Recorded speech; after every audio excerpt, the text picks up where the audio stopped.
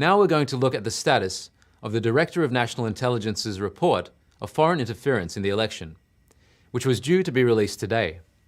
According to Fox News, NSA Assistant Director for Press Releases, Amanda Schock, released a statement in which NSA officials were told by professional intelligence officers that the intelligence community would not submit a classified assessment of foreign threats to the 2020 US election by the 18th deadline, as required by Trump's executive order and Congress.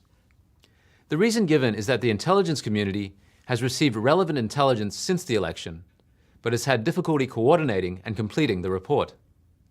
So reading between the lines, it appears that there's a serious disagreement within the National Intelligence Agency.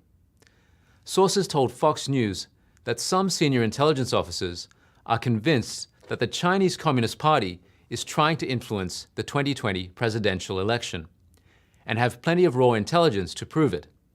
But some senior intelligence analysts want to undermine that charge, saying that China's efforts to interfere were minimal, and that they never ended up taking any real action at all. State Intelligence Director Ratcliffe is apparently adamant that he will not sign the report if it does not reflect the Chinese Communist Party's intentions and actions to influence the election. The result of the internal discord around the issue is that the report will not be submitted by the deadline. You may ask, isn't Ratcliffe the secretary? The secretary wants a report and can't get his own subordinates to sign it? The Washington swamp is dominated by long-tenured technocrats within the federal government, and the secretary can be replaced at any time. But these bureaucrats are difficult to replace.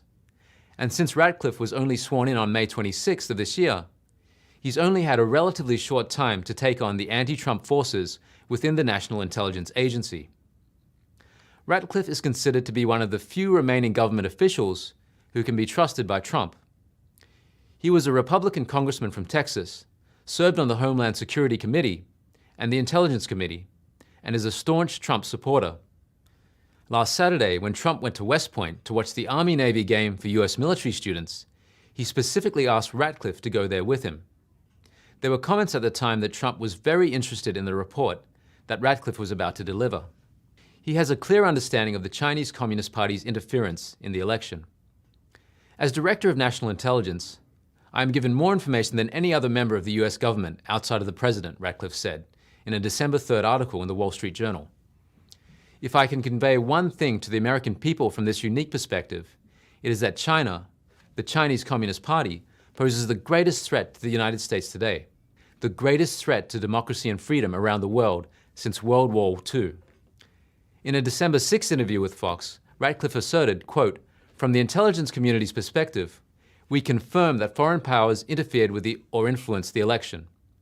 However, there's obstacles to releasing the report, like the Washington swamp wanting to delay it until January, perhaps not only to take the heat off the Chinese Communist Party, but also to directly prevent Trump from taking any action under the executive order." Speaking of the executive order, let's look at the current circumstances that may suggest the need for this kind of action. Yesterday, Republican Party boss Mitch McConnell, the Senate Majority Leader, took the lead in the Republican Party in parting ways with Trump, blocking another way for Trump to overturn the election results. He's also publicly acknowledged Biden as the president-elect, and the two sides spoke and agreed to meet soon.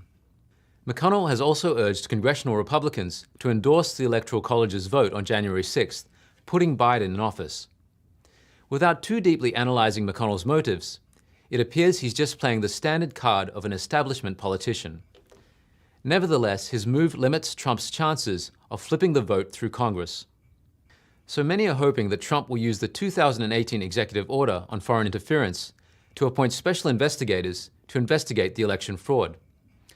In this scenario, he would have the power to seize assets, freeze equipment, demand the seizure of voting machines, and even use unconventional means such as military control and martial law to quell the coup group. The executive order requires that within 45 days of the election, the Director of National Intelligence consult with the heads of any relevant executive departments and agencies to evaluate the intent or purpose of any foreign government or agent of any foreign government or any individual acting on behalf of any agent of a foreign government to interfere with the US election. According to counsel Sidney Powell, the Trump team has a wealth of evidence that the Chinese Communist Party and other foreign powers interfered in the election. For example, a large number of fake ballots printed from China flowed into the United States, and the Chinese Communist Party, Iran, and other countries tampered with the election data through the Dominion voting system.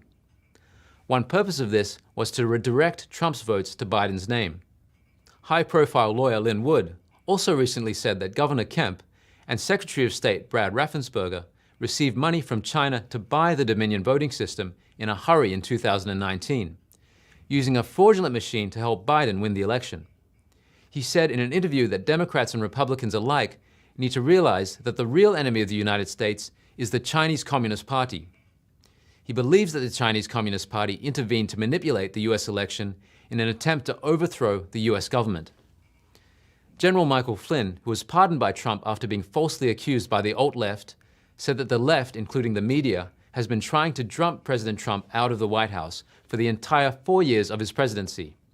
And now the coup continues, and the Chinese Communist Party is behind this coup.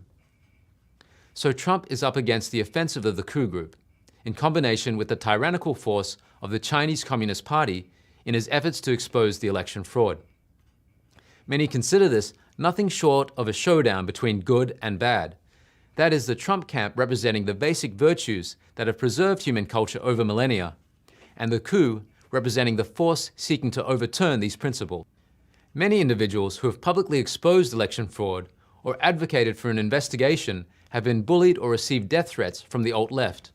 For example, on December 6th, after Georgia state lawmakers called for a special session, things did not move forward, and some sources said that the Georgia Republican state lawmakers were too intimidated to speak out. In a letter to Biden dated November 23rd, Emily Murphy, the federal director of the General Services Administration, who had refused to allow Biden's team to begin the transfer process, specifically mentioned that she and her family, and even her pets, had been threatened. The letter comes after Trump camp attorney Linda Kearns filed a complaint in federal court that she had been threatened with harm and needed official protection. She said that because she represented the Trump side, she was subject to email and phone harassment, as well as physical and financial threats. She eventually had to withdraw from the Trump team. As yet another example, on November 17th, Wayne County, Michigan Republican polling officials William Hartman and Monica Palmer refused to certify the election because of massive fraud.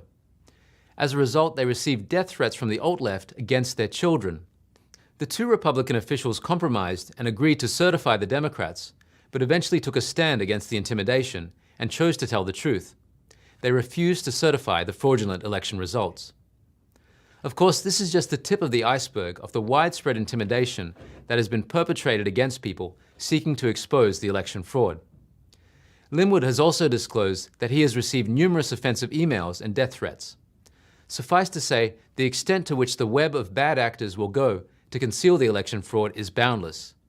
They are simply without conscience or moral baseline.